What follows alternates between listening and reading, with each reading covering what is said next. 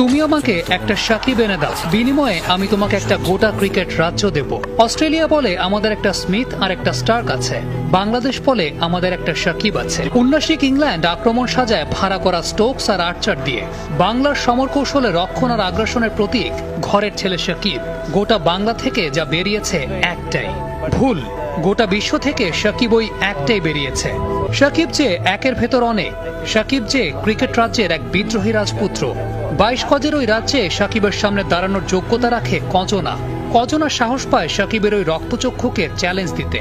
বনবাসে যাওয়ার আগে কে পেরেছে সাকিবের রাজ্যে হানা দিতে? কজনের সামর্থ্য হয়েছে গত এক দশকে রঙিন পোশাকে সাকিবকে ছুঁয়ে দেখতে। কেউই পারেনি, কারো সামর্থ্য হয়নি, কারণ সুপারহিরোরা সাধারণের কাতারে নামে না।